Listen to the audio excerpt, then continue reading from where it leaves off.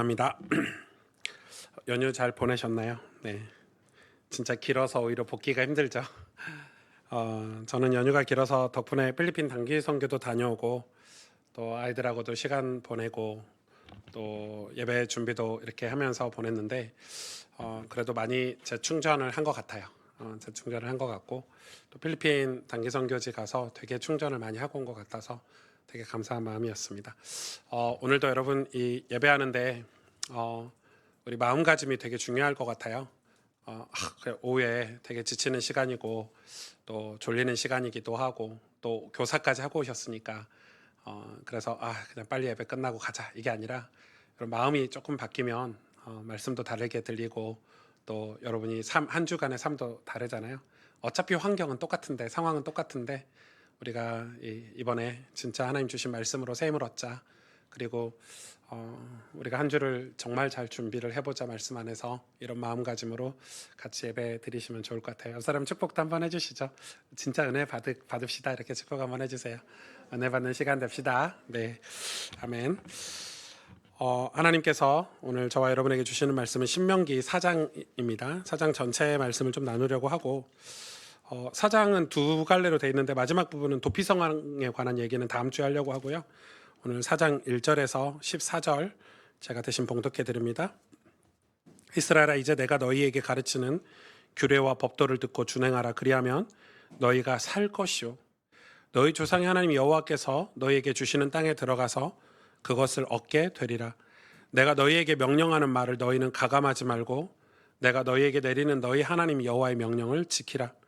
여호와께서 바알 부올의 일로 말미암아 행하신 바를 너희가 눈으로 보았거니와 바알 부올을 따른 모든 사람을 너희의 하나님 여호와께서 너희 가운데서 멸망시키셨으되 오직 너희 하나님 여호와께부터 떠나지 않은 너희는 오늘까지 다 생존하였느니라. 내가 나의 하나님 여호와께서 명령하신 대로 규례와 법도를 너희에게 가르쳤나니 이는 너희가 들어가서 기업으로 차지할 땅에서 그대로 행하게 하려 함인즉 너희는 지켜 행하라.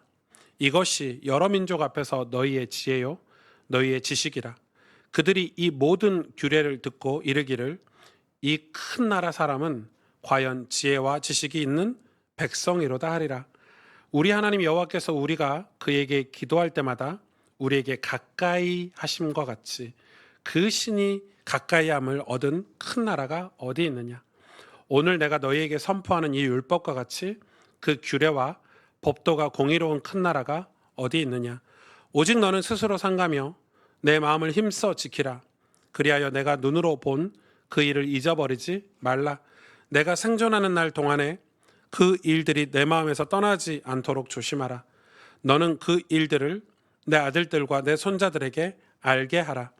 내가 호렙산에서 내 하나님 여호와 앞에 섰던 날에 여호와께서 내게 이르시기를 나에게 백성을 모으라. 내가 그들에게 내 말을 들려주어 그들이 세상에 사는 날 동안 나를 경외함을 배우게 하며 그 자녀에게 가르치게 하리라 하심에 너희가 가까이 나와서 산 아래에 서니 그 산에 불이 붙어 불길이 충천하고 어둠과 구름과 흑암이 덮였는데 여호와께서 불길 중에서 너희에게 말씀하시되 음성뿐이므로 너희가 그 말소리만 듣고 형상은 보지 못하였느니라. 여호와께서 그의 언약을 너희에게 반포하시고 너희에게 지키라 명령하셨으니 곧 십계명이며 두 돌판에 친히 쓰신 것이라. 그때 여호와께서 내게 명령하사 너희에게 규례와 법도를 교훈하게 하셨나니 이는 너희가 거기로 건너가 받을 땅에서 행하게 하려 하심이니라. 아멘. 아멘. 네. 분명한 말씀 그리고 분명한 순종이라는 제목으로 말씀을 나눌게요. 오늘 그 신명기 4장은 이 4장에 뿐만 아니라 신명기 전체를 크게 세 가지 단어로 요약할 수 있어요. 첫째는 뭐냐면 이 신명기의 주제죠. 쉐마가 뭐죠? 들으라. 이게 첫 번째 들으라는 거예요. 근데 여러분 이게 들으라라는 거 그냥 하나님이 들어라 이렇게 하지 않죠. 이 들어라에는 뭐가 전제가 돼 있죠? 뭘 말씀을 전해야 들을 수 있잖아요. 그냥 들으라고 하진 않잖아요. 그래서 가르치는 일이 반드시 전제돼 있어요. 가르치는 일을 하면서 누구를 통해서요? 모세를 통해서 나중에는 하나님이 말씀을 전하는 사람들을 세워가지고 말씀을 전하는 이 하나님을 대리해서 말씀을 전하는 사람을 세우죠. 오늘 모세를 통해서 하나님 말씀을 들으라고 하는 거예요.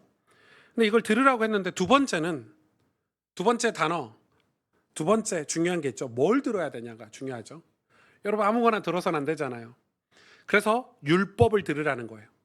오늘 4장에는 이 율법을 정확하게 규례와 법도라고 했어요. 이걸 들으라는 거예요.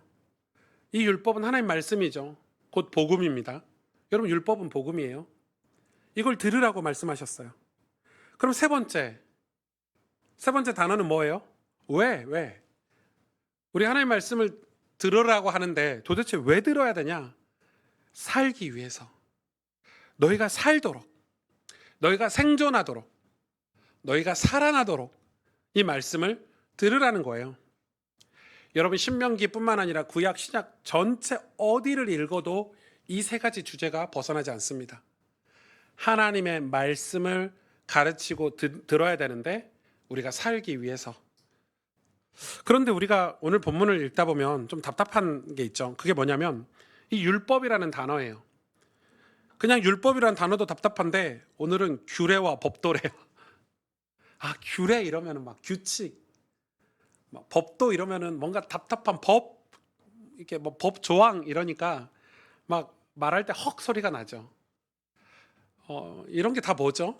예를 들면 이런 거예요. 우리가 운전을 하려고 해도 운전면허를 하나 따려고 해도 얼마나 절차가 복잡해요.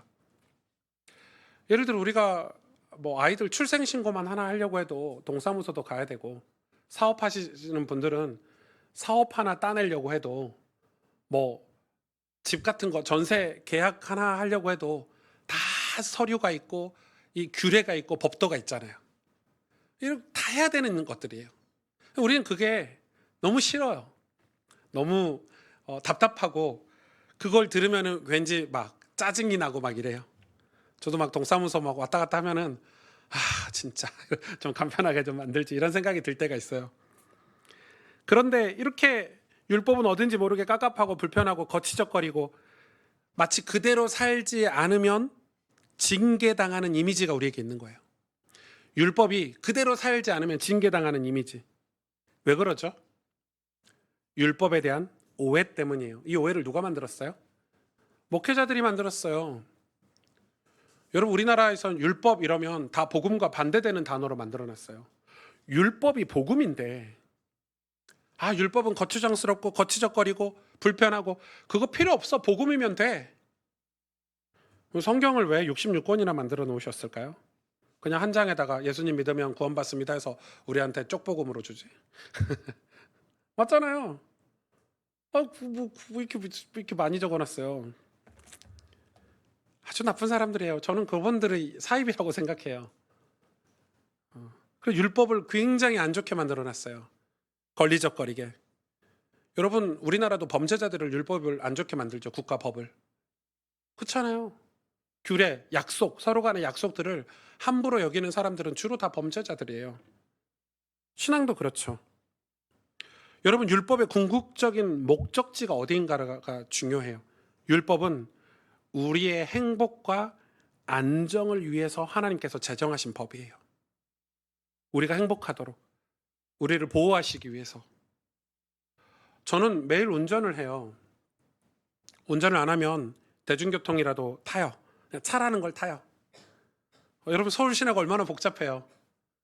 이번에 필리핀에 갔더니 서울은 아무것도 아니더라고요. 서울은 그래도 차만 있지. 필리핀은 그 좁은 도로에 차, 뭐 오토바이, 자전거, 그리고 뭐 이렇게 찌푸니라고 별의별 것들이 다 나와 있고 사람까지. 신호 체계가 이렇게 우리나라처럼 발전되지 않았으니까 막 횡단보도도 그냥 막 건너고 이러거든요. 근데 여러분 교통 법규가 없다고 생각해 보세요. 교통 법규가 없으면 어떻게 해요? 교통 대란이 일어나요. 사고가 나겠죠. 사거리에서 신호등이 없으면 서로 먼저 가겠다고 더 오래 걸릴 거예요. 시간이. 필리핀에서도 그렇게 많이 무수한 인파가 도로에 쏟아져서 운행하는데 그래도 잘 다니더라고요. 그래서 제가 무질서 속에 질서인가 보다 이렇게 생각했는데 옆에 선교사님 운전하시다가 제가 하는 얘기를 듣고 거의 매주 사고를 목격한대요. 사고가 많다는 거죠. 법이 있어도 그렇게 우리에게 가끔 치명타를 줘요. 그런데 그 법마저도 없으면 매일 난리가 날 거예요. 법이 뭐예요? 궁극적인 목적이, 법의 궁극적인 목적은 우리를 가두고 벌하려고 만든 게 아니에요. 이 공동체, 나라, 사회의 안녕과 행복을 위해 법이라는 게 존재해요. 그래서 여러분, 법이 훌륭하면, 헌법이 훌륭하면 국가도 훌륭해요. 그래서 잘 사는 나라, 건강한 나라, 행복한 나라는 법이 훌륭하죠. 하나님이 우리에게 율법을 주시는 것도 그런 차원이에요. 그것과 그렇게 큰 차이가 있지 않아요. 그런 차원에서 하나님의 따뜻한 사랑과 우리를 향하신 그 마음, 그걸 기초해서 우리는 성경을 읽어야 돼요. 율법은 우리를 해하거나 벌 주는데 목적이 있지 않고 항상 하나님 당신의 백성들의 궁극적인 행복을 목적으로 하고 있어요. 그걸 가지고 구약 성경을 읽으셔야 돼요. 그런데 오늘 신명기 이 말씀은, 지금 이 4장 말씀은, 1, 2, 3, 4장 말씀은 언제 이 말씀이 주어지고 있죠? 가나안에 들어가기 직전에 지금 이 말씀을 주고 계시잖아요. 근데 여러분, 가나안에 들어가기 직전은 이스라엘 백성들에게 가장 혼란한 시기예요. 왜요? 세대 교체잖아요. 광야 시대가 끝나고 이제 가나안 시대가 돼요. 보통 세대가 교체되는 그 시기, 뭔가 변화의 시기가 제일 혼란스러워요. 여러분, 직장도 그렇죠. 사장님이 바뀌거나 직장 상사가 바뀌거나 아니면은 뭐 직장의 시스템이 바뀌거나 뭔가가 바뀔 때가 제일 혼란스럽고 불안정한 시기예요. 교회도 그래요. 뭐 목회자가 바뀌거나 교육자가 바뀌거나 불안정한 시기예요. 그럴 때 더 정신을 차리고 우리가 봐야 되겠죠. 뭐 예를 들어서 우리가 뭐 교단을 옮긴 것만으로도, 제가 교단 옮길 때 별로 힘들다는 내색을 많이 했나요? 저는 개인적으로 엄청 힘들었거든요. 뭘 어떻게 해야 될지 잘 모르겠고 처음 가는 길이니까. 이제 조금 길이 보이고 안정이 되는 것 같은데 그 정도로 이 변화의 시기가 쉽지 않아요. 이렇게 중요할 때 지금 하나님이 다시 말씀을 상기시켜 주시는 거예요. 그래서 우리가 세대가 교체가 될 때나 이런 변화의 시기에 다시 하나님 앞에 서서 말씀을 들어야 되는 거예요. 보통 제가 청소년 사역할 때 청소년 사역을 해야 되는데 설교를 어떻게 해야 될지 몰라가지고, 설교를 어떻게 해야 될 줄 알죠. 근데 우리 아이들의 그 상태를 잘 모르니까 논문을 좀 찾아서 읽었거든요. 제가 유아 청소년 전문가는 아니지만, 근데 그런 논문에 보니까 보통 평균적으로 10살에서 12살 이전에 모든 감정, 성격, 정서 이런 게 다 완성이 된대요. 형성이 된대요. 빠르면 10살, 늦으면 12살. 그래서 여러분, 유대인들은 그 10살, 12살 이전에 하나님 말씀을 융단 폭격하듯이 아이들한테 집어넣죠. 다 형성이 되니까. 신앙생활의 모든 신앙관을 다 그 어린 시절에 다 집어넣습니다. 유대인들은. 그런 의미에서 저는 좀 많이 부끄럽고, 그러니까 지금 이스라엘 백성들에게 지금 어린 자녀들 앞에 모세가 가나안에서 어떻게 살아야 될지 삶의 기본 규범과 법도를 지금 가르치고 있는 거 들으라는 거예요. 그걸 지금 숙지시키고 지금 암송하도록 외우도록 계속 반복해서 전하는 말씀이 신명기 말씀이에요. 이걸 언제까지 하라고 성경은 얘기하죠? 평생 하라고요. 언제까지요? 네가 어른이 돼서 네 또 다음 자녀에게 이 말씀을 전할 때까지 이걸 계속 배우라는 거예요. 이 말씀을 들으라는 거예요. 징글징글하죠. 평생 하라는 거예요. 저는 가끔 교회 와서 기도하고 또 성경 읽고 또 설교 준비하고 또 이렇게 예배 섬기러 오면 또 주일 아침은 좀 많이 부담스럽거든요. 거의 토요일 날 밤샘하고 주일 아침에 설교하러 오기 그 직전이 제일 긴장이 되고 부담스러운데, 그런 생각이 들어요. 이거 언제까지 해야 되지? 이런 생각이 가끔 있어요. 성경 이 신명기 말씀 보니까 평생 하라고 하잖아요. 예배 평생 드리라는 거예요. 계속 드려야 되는 거예요. 계속 해야 된다고 지금 성경은 얘기해요. 세계에서 가장 아름다운 그 피겨 기술, 피겨 선수 김연아 선수라고 해요. 기술 점수, 감정 점수, 그리고 예술 점수, 모든 완성도가 최고의 선수래요. 거의 완벽한 선수라고 해요. 사실 금메달도 2번 받았어야 되는데 대단한 선수가 우리나라에서 나왔죠. 그런데 그런 김연아 선수가 그 운동을 하루에 10시간에서 12시간, 많게는 14시간까지도 한대요. 여러분 얼마나 징그러워요. 그 빙상 위에서 연습하는 게. 그래서 방송국에서 인터뷰한 거 여러분 다 보셨을 거예요. 한참 인기 있을 때 그 인터뷰하러 갔는데 막 운동하고 있었어요. 빙상장에서 허헉거리고. 그래서 기자가 운동 마치고 김연아 선수에게 이렇게 마이크를 딱 대고 이렇게 힘들게 훈련하는데 어떤 생각으로, 어떤 마음으로 이렇게 힘든 훈련을 하냐고 이렇게 물어봤더니 김연아 선수가 이렇게 쳐다보고 생각이요? 그냥 하는 거죠. 이랬거든요. 제가 그 인터뷰가 너무너무 뇌리에 박혔어요. 그냥 하는 거래요. 그 힘든 훈련을. 매일 10시간씩 하는 훈련을 그냥 한대요. 특별한 생각이 없대요. 특별한 자세가 없대요. 그냥 한대요. 그치. 그냥 하는 거지. 예배? 그냥 드리러 가는 거지. 성경? 그냥 읽는 거야. 기도? 그냥 하는 거지. 기도를 어떻게 해서 어떻게 응답받아야지가 아니라 그냥 하는 거예요. 본성이 돼버렸어요. 본성이. 그 연습이.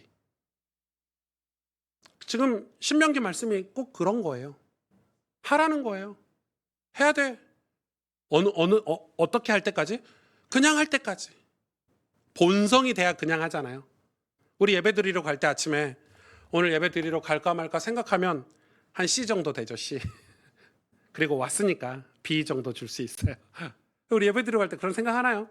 그냥 무의식적으로 아침에 일어나면 옷 입고 교회 가잖아요. 그게 본성이에요. 본성. 그렇게 하라는 거예요.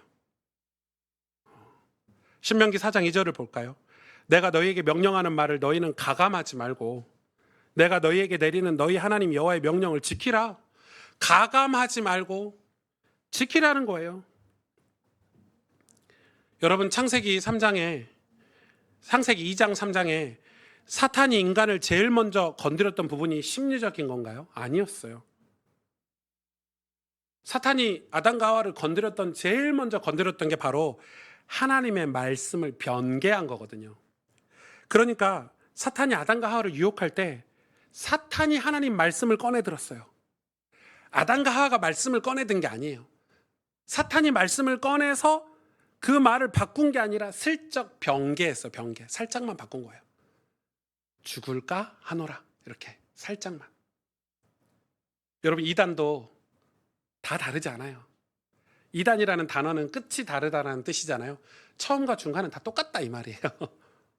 거의 구분하기 힘들어요. 처음은. 근데 나중에 끝이 다른 거예요. 그러니까 살짝 변개한 거예요. 이단 사이비들은 성경 말씀을 많이 바꾸지 않아요. 살짝 바꿔요. 사탄이 그렇게 해요. 그래서 하나님 말씀에 가감이 없어야 되는데 가감이 생겨버리죠. 더하거나 빼는 게 생겨요. 신명기 4장 3절에 여호와께서 바알 부올의 일로 말미암아. 여러분 신명기 1장 1절 2절에 4장 1절 2절에 하나님 말씀을 지켜라 이렇게 해놓고 갑자기 바알 부올의 사건을 거론을 하죠. 모세가 행하신 바를 너희가 눈으로 보았거니와 바알 부올을 따른 모든 사람을 너희 하나님 여호와께서 너희 가운데 멸망시키셨을 때, 지금 이 바알 부올의 사건, 우리가 민수기 설교를 안 했으니까 이 내용은 민수기 25장에 나오는 광야에서의 아주 큰 사건 중에 하나예요. 무슨 일이기에 하나님 이 사건을 다시 기억나게 하셨나? 무슨 일이기에 이 중요한 설교 말씀을 들어라 이거 설교하는 중에 바알 부올이라는 사건을 모세가 가지고 전하도록 하나님이 하셨나? 여기서 부올이라는 뜻은 붙어 있다라는 뜻이에요. 부올. 그러면 바알 부올이 뭐예요? 바알에게 붙었다 이 말이죠. 바알은 어떤 신이죠? 우리 다 알죠? 음행하는 신, 쾌락의 신, 타락의 신. 그 우상에게 이스라엘 백성이 붙었어요. 2만 3천, 2만 4천 명이 붙어가지고 다 죽었죠. 엄청난 숫자가 붙었어요. 이스라엘이 바알에게 부속되었다는 의미예요. 신명기 4장 4절 보세요. 오직 너희 하나님 여호와께 붙어 떠나지 않은 너희는 오늘까지 다 생존하였느니라. 그러나 바알에게 붙지 않은 자들은, 하나님께 붙어 있는 자들은 오늘까지 다 생존했다라고 모세가 간증하는 게 아니라 그걸 다 경험한 이스라엘 백성들에게 그 사건을 다시 상기시키는 거예요. 그러면서 4장 9절 보세요. 오직 너는 스스로 삼가며 내 마음을 힘써 지키라. 힘써 지키라. 그리하여 내가 눈으로 본 그 일을 잊어버리지 말라. 눈으로 본 그 일이 뭐예요? 바알 보올 사건이에요. 내가 생존하는 날 동안에 그 일들이 내 마음에서 떠나지 않도록 조심해라. 그걸 떠나지 않도록 너는 그 일들을 내 아들들과 내 손자들에게 알게 해라. 손자들까지 알게 하래요. 바알에게 붙어서 죽은 그 사건. 근데 왜 힘써 지키라고 했죠? 여러분, 바알이라는 우상이 나타났을 때 우리가 우상 숭배 섬기러 안 가야지 하고 여러분 다 자신만만할 것 같죠? 아마 다 갈걸요. 이 바알이 그렇게 매력적인 우상이었어요. 여러분, 예배 오다가 교회 입구에서 모서리에서 실제로 상상을 해보세요. 여기 페인 커피를 딱 지났더니 어떤 사람이 수연아, 내가 1억 줄게. 오늘 예배 한 번만 빠져. 이거 여러분 유혹 받을 사람이 있어요? 건질 사람이 있어요? 저도 준다면 목사님 오늘 설교 한 번만 쉬세요. 1억 줄게요. 일단 교회 재정도 어려우니까 1억부터 받고 설교는 빨리 윤 전사님 설교 좀 해. 이럴 것 같은데 저를 비웃으시는데 여러분은 안 그럴 것처럼 1억이 여러분, 근데 제가 왜 이 비유를 드냐면 바알은 훨씬 더 강력한 유혹이었다 이 말이에요. 무려 2만 4천 명이 넘어갔어요. 죽었어요. 바알에게 붙어서 2만 4천 명이. 그거를 손주까지 전달하래요. 그러면서 하나님께 붙어있는 너희는 이제는 어떻게 살지 내가 말씀을 줄게 하고 지금 말씀을 주는 거예요. 이 바알볼의 사건은 어디서부터 시작됐죠? 이 모압 여자들부터 시작된 사건이에요. 모압의 뿌리가 누구죠? 여러분, 이스라엘의 시작이 아브람이죠. 아브람이 갈대아 우르 우상 땅에서 나올 때 누구를 데리고 나왔냐면 조카 롯을 데리고 나왔어요. 이 조카 롯과 나왔는데 하나님이 복을 주셨어요. 얼마나 복을 줬냐면 두 사람의 가축이 막 늘어났어요. 그래서 뭐가 부족했죠? 목초지가 부족했어요. 가축을 키울 땅이 부족했어요. 한 지붕 두 살림이 어려웠어요. 그래서 무슨 일이 벌어졌냐면 종들끼리 다툰 거예요. 그 목초지를, 서로 좋은 목초지를 얻으려고 종들끼리 다툰 거예요. 그래서 아브라함이 하나님 부르셔가지고 두 사람을 이제 갈라서게 했어요. 근데 롯은 뭘 선택했죠? 소돔과 고모라를 선택했어요. 아시다시피 소돔과 고모라는 그 도시가 얼마나 타락하고 음란하고 우상이 심한지, 그 도시의 폐역으로 인해서 하나님의 유황불이라는 심판을 받았어요. 여러분 잘 들으셔야 돼요. 그 도시의 폐역으로 받은 심판이에요. 하나님 그냥 심판하신 게 아니고 도저히 회복이 불가능했어요. 의인이 한 명이 없어서 유황불로 심판하신 도시예요. 근데 거기서 모든 도성 사람이 다 죽었죠. 근데 롯의 가족에게 하나님 기회를 주십니다. 일가족이 다 살아났어요. 누구로 인해? 천사를 보내시잖아요. 근데 천사와 함께 일가족이 나오다가 롯의 아내는 뒤돌아보다가 소금 기둥이 됐어요. 그래서 롯과 두 딸이 산으로 피신해서 동굴에 숨어 들어가죠. 그때 두 딸이 아버지에게 술을 먹여서 아이를, 후손을 생산합니다. 물론 그 후손을 통해서 하나님 언약도 이루시지만, 섭리가 있지만은 그 자체로 중요한 교훈을 오늘 우리에게 주시는 거예요. 큰 딸이 낳은 아들이 모압이고 모압 족속의 조상이 되었고, 둘째 딸이 낳은 아들이 베남미로 암몬 족상의 조상이 되었어요.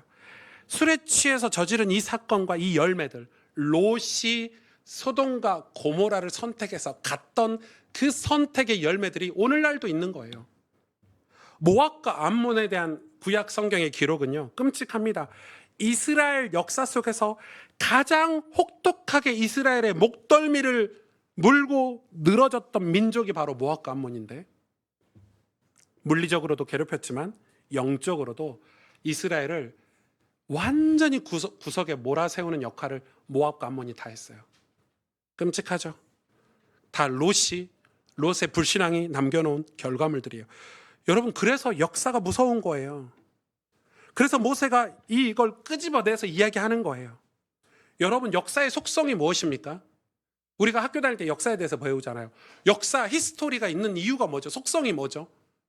무엇이든지 심는 대로 거두는 게 역사 아닙니까? 인풋, 아웃풋, 이게 역사예요. 항상 역사가 그걸 증명해요. 우리 개인의 역사도 똑같아요. 뭐가 들어왔냐? 무슨 열매를 맺었냐? 무서워요. 그래서 역사가 무서운 거예요. 그래서 우리가 자녀를 가르칠 때 항상 역사를 반면교사 삼아서 가르치죠. 과거의 역사가 이랬지 않냐? 그러니까 우리는 이렇게 살아서는 안 돼. 우리는 공부를 해야 돼. 우리는 운동을 해야 돼. 역사를 봐라. 이렇게 얘기하는 거예요.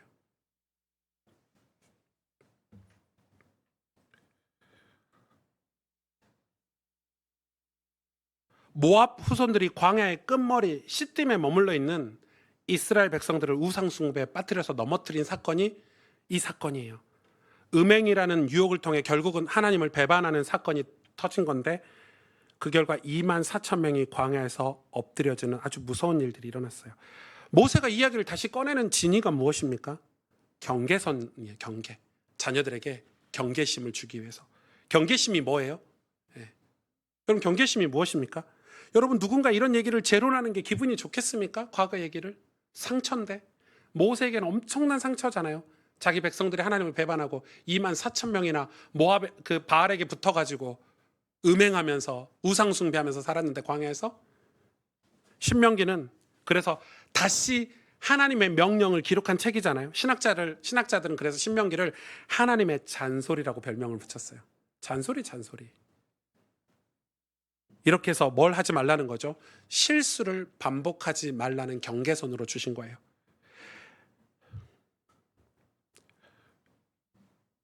가스펠 교회가 설립이라는 단어가 좀 너무 거창한데, 개척, 설립 뭐 비슷한 단어죠. 가스펠 교회가 설립되었던 정신, 사실 제가 교회를 개척할 때 그런 뭐 정신이 있을 정도의 수준 높은 목회자는 아니니까, 그래도 제가 한 3년 정도를 개척을 위해서 준비를 했고 기도를 했고, 그리고 개척할 때 하나님 저에게 주신 마음가짐, 기도원에 가서 기도하면서 제가 목회하면 이런 목회를 해야 되겠다라는 그런 정신들이 있는데, 제가 이번에 신문사 인터뷰할 때 그 신문사에서 질문했을 때 제가 답변을 했던 내용들을 보니까 다 개척 초기에 가졌던 마음가짐들, 그 제일 많이 썼던 단어가 본질이라는 단어를 제일 많이 썼더라고요.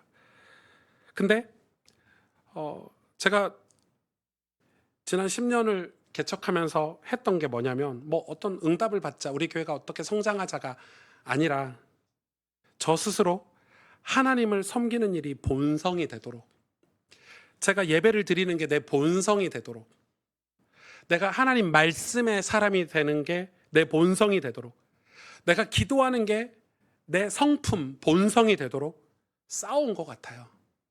지금도 싸우고 있고, 오직 하나님을 섬기는 일이 내 삶의 습관과 본성이 되도록 우리는 싸워야 되고, 오래 걸리죠. 오래 걸리니까 습관이에요. 오래 걸리니까 이게 순종이에요. 왜냐하면 이 방법은 직접 해보는 것 말고는 할 수 없는 방법이에요. 지름길이 없어요. 여러분, 우리가 하나님을 섬기고 말씀의 사람, 기도의 사람이 되는 것은 직접 부딪히고 해보는 것 말고는 다른 방법이 아예 없어요. 오늘 본문 2절 3절 다시 볼까요? 여호와께서 바알볼의 일로 말미암아 행하신 바를 너희가 눈으로 보았거니와, 바알볼을 따른 모든 사람을 너희 하나님 여호와께서 너희 가운데서 멸망시키셨을 때 아픈 상처잖아요. 오직 너희의 하나님 여호와께 붙어 떠나지 않는 너희는 오늘까지 다 생존하였느니라. 생존하려면, 생존을 위해서 성경은 하나님께 붙어 있으라고 말씀하시는 거예요. 그게 어느 정도예요? 본성이 되도록, 습관이 되도록. 김연아 선수처럼 그냥 하는 거죠, 이 말이 나올 정도로. 이제 바알에게 붙어서 우상 숭배하고 음행하는 삶이 아니라 가나안에서도, 가나안은 더 큰 우상이 있고 더 큰 음행이 있잖아요. 거기에서도 하나님의 축복을 받도록, 하나님께 붙어 있을 수 있도록 이 말씀에 순종하라고 오늘 이야기하시는 거예요. 무식한 방법이죠. 외워, 이거 달달달 외워, 지금 그 말이거든요. 그런데 무식한 방법이지만 성경이 말씀하시는 방법이기 때문에 우리가 따라야 되는 거예요. 제가 토요 제자훈련 때 죄론을 다룬 적이 있는데 기억나세요? 인간의 죄는 창의적이지 않아요. 늘 똑같은 죄의 모습으로 우리에게 와요. 그 똑같은 죄의 모습에 인간이 넘어지고. 얼마나 똑같은 죄입니까? 인류 역사가 계속 똑같은 죄로 반복하잖아요. 똑같은 사건, 똑같은 범죄, 똑같은 음행, 똑같은 방식으로 다 넘어져요. 그러나 하나님의 은혜는 창의적이죠. 다양한 방법으로 우리를 도와주시고 일으켜 세워주시죠. 그래서 인간은 죄 앞에 할 수 있는 게 아무것도 없어요. 그래서 하나님께 붙어있기 위해서 하나님 말씀을, 이 율법을, 이 규례와 법도를 새기고 아로 새기고, 얼마나 깊이 새겨야 되냐면 그쪽으로 눈이 돌아가지 않도록, 바알에게 눈을 돌리지 않도록, 음란에게, 쾌락에게 눈이 돌아가지 않도록 습관, 본성으로 만들라는 거예요. 그래야 습관을 가져야 진짜 위기 때 그 본성대로 살아서 승리할 수 있으니까. 여러분, 군생활 안 해보신 분들에게 죄송하지만 이거보다 더 적절한 비유는 없는 것 같아요. 군대 가면 2년, 3년 안에 총도 쏘고 적군과 싸워서 이길 수 있는 군인을 만들어야 돼요. 그러니까 훈련소 때는 이유가 없어요. 간부들이, 장교들이 막 시켜요. 말도 안 되는 걸 막 시킨다니까요. 그러면 이제 막 군대를 잘 모르는 우리 같은 사람들은 엄청 입이 튀어나와 있어요. 불평불만. 비 오는데 이걸 왜 해야 돼? 막 이러면서. 이거 너무 비합리적인 거 아니야? 아, 인권이 어디 갔어? 막 이런단 말이에요. 여러분, 인권 따지고 합리적인 거 따지면요, 군인 못 만듭니다. 2년 안에. 똑같은 훈련을 계속해요. 매일 해요. 계속 불평해요. 이거 왜 맨날 해야 되냐고. 그런데 진짜 전쟁 나면 어떻게 될까요? 김연아 선수처럼 그냥 하는 거죠 해서 매일 훈련한 사람이 총도 쏠 줄 알고 나라도 지키는 거예요. 지금 그 이야기 하고 계시는 거예요. 하나님이. 어떻게 훈련해야 되냐? 그냥 하는 거예요. 성경 그냥 읽어야 돼요. 기도 그냥 해야 돼요. 그 정도까지 해야 돼요.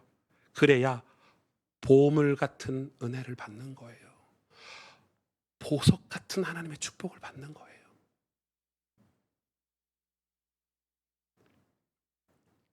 그래야 말로 다 할 수 없는 하늘의 상금을 받는 거예요. 요한복음 15장이 이 신명기 말씀과 똑같거든요. 같은 개념이에요. 요한복음 15장 5절에서 10절, 나는 포도나무여 너희는 가지라.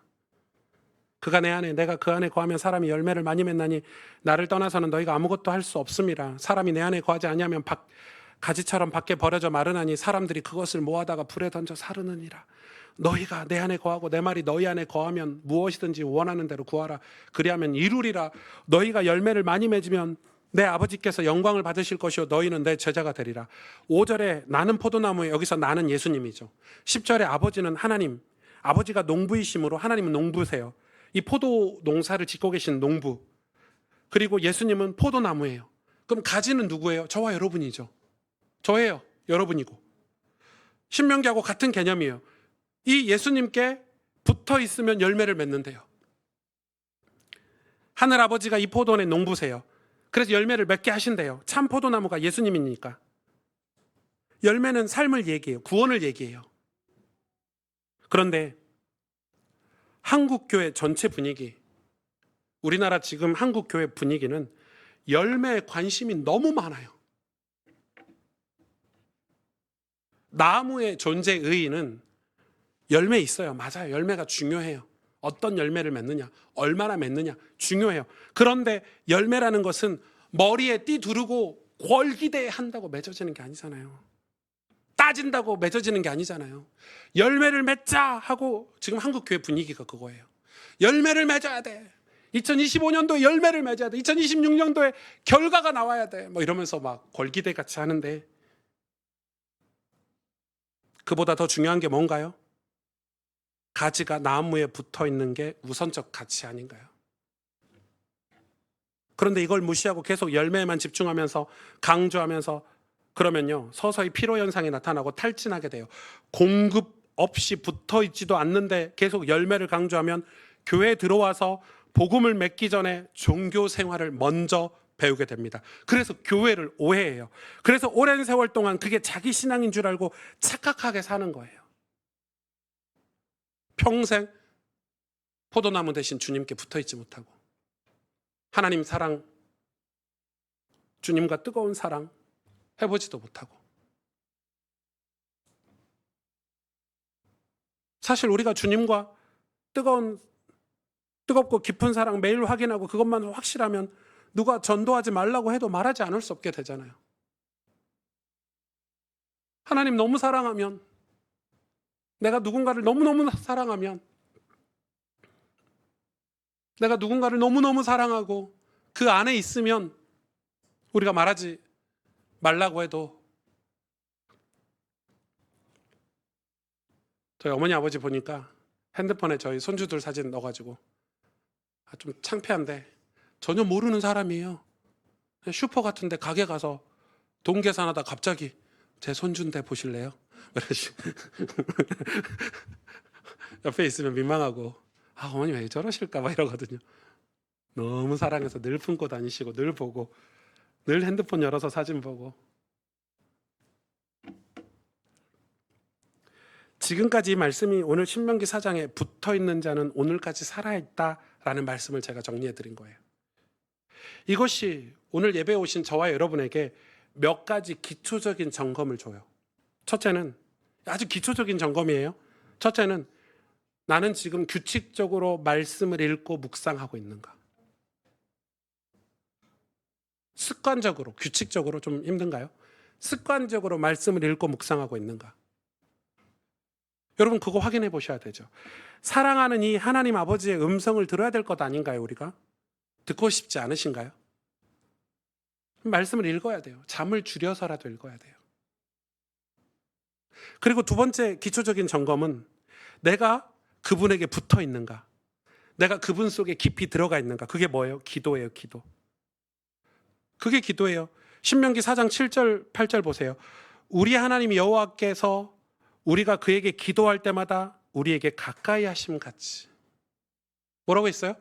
우리가 기도할 때마다 우리에게 가까이 하심과 같이. 기도가 규칙적인가? 자연스러운 건가? 본성으로 나오는 건가? 저는 이 기도가 너무 중요하다고 생각해요. 중요하다고 정도가 아니라 기도로 신앙생활의 색깔이 다 결정이 돼요. 그래서 금요 기도회처럼 함께 찬양하고 기도하고 그런 시간이 교회에 꼭 필요한 거예요. 제가 그게 너무 고민이에요. 우리 교회가 지역교회가 아니고 금요일날 교회 오기 힘드시니까. 제가 우리 장로님들과 우리 교회 성도님들과 하반기에 이 부분을 계속 의논하려고 자료를 다 모아놨어요. 그래서 기도할 시간을 주일 저녁으로 바꿔야 되나? 토요일 저녁으로 바꿀까? 여러 고민들을 하고 있어요. 결국 우리가 하나님께 가까이 붙어 있으려면 기도해야 돼요. 함께 기도해야 돼요. 뜨겁게 기도해야 돼요. 두 가지 다 지루하고 힘든 싸움이에요. 그런데 이제 우리는 그 일이 우리에게 본성이 되어야 돼요. 왜요? 신명기 4장 7절 8절 다시 볼까요? 우리 하나님 여호와께서 우리가 그에게 기도할 때마다 우리에게 가까이 하심과 같이. 그 뒤에 보세요. 그 신이 하나님이 가까이 함을 얻은 큰 나라가 어디 있느냐. 오늘 내가 너희에게 선포하는 이 율법과 같이 이 규례와 그 규례와 법도가 공의로운 큰 나라가 어디 있느냐. 지금 하나님이 반어법으로 반어적으로 질문하시죠. 큰 나라가 어디 있느냐. 이게 수사 의문문을 썼어요. 수사 의문문이 뭐죠? 되질문하는 거잖아요. 큰 나라가 어디 있느냐. 하나님이 함께 하셔서 규례와 법도를 지키는 큰 나라가 어디 있느냐. 근데 이스라엘이 큰 나라인가요? 큰 나라 아니죠. 이거는 사이즈를 얘기하는 게 아니에요. 성경에서 큰 나라는 사이즈가 아니에요. 영향력을 말하는 거예요. 우상 숭배하지 않고 쾌락을 탐하지 않는 선하고 거룩한 하나님의 백성으로서 영향력을 얘기하는 거예요. 모세가 애굽이 큰 나라고 뭐 가나안이 큰 나라고 그렇죠. 지리적으로 사이즈로 얘기하면. 근데 지금 그 얘기가 아닌 거예요. 여러분, 세상에서, 대단한 세상에서 저와 여러분이 살아가요. 맞아요. 정치, 경제, 뭐 국제 정세 이런 거 보면 막 대단해요. 그런데 큰 나라인가요? 아니에요. 진짜 큰 나라, 하나님 나라 아닌가요? 하나님께 붙어있는 저와 여러분 보고 성경은 큰 나라 백성이래요. 지혜가 충만하고 성령이 충만한 하나님의 백성들 보고 큰 나라 백성이라고 호칭을 한대요. 이건 사이즈가 아니기 때문에 여러분이 직장에서, 가정에서 큰 나라 백성으로 살아야 돼요. 하나님을 섬기는 큰 나라 백성으로 살라는 거예요. 이스라엘 백성들 보고 가나안 땅에 가서. 여러분, 그 축복 우리가 받읍시다. 아멘. 아멘. 여러분은 큰 나라 백성이에요. 여러분, 가스펠 교회는 큰 나라예요. 아멘. 여러분이 주님께 붙어있는 그 삶을 통해서 그 속에서 나오는 복음의 기쁨으로, 그 큰 영향력으로 우리가 평생 하나님 말씀에 순종해서 사는 그 힘으로 우리가 세상 속에 존재할 때 하나님 영광을 받으신다는 거예요. 오늘 말씀을 정리를 해보고 마무리를 해봅시다. 하나님 말씀 분명하죠. 우리에게도 요구하시는 거예요. 분명한 순종. 아주 기초적이고 간단한 점검도 해봐야 돼요. 우리는 습관적으로 말씀을 읽고 묵상하고 있는가? 우리는 습관적으로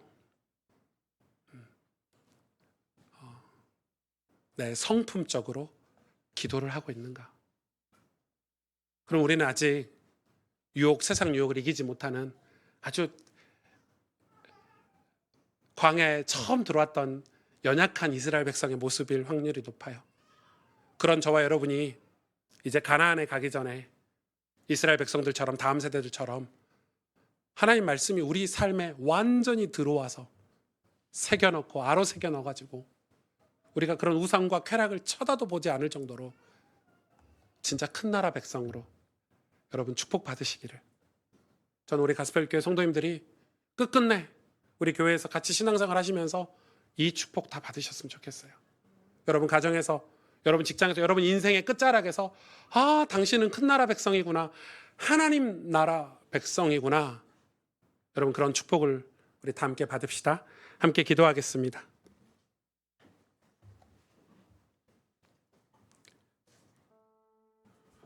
오늘 짧은 설교 한 편이지만 이 신명기 4장의 말씀이 우리 가슴에 새겨지기를 원합니다.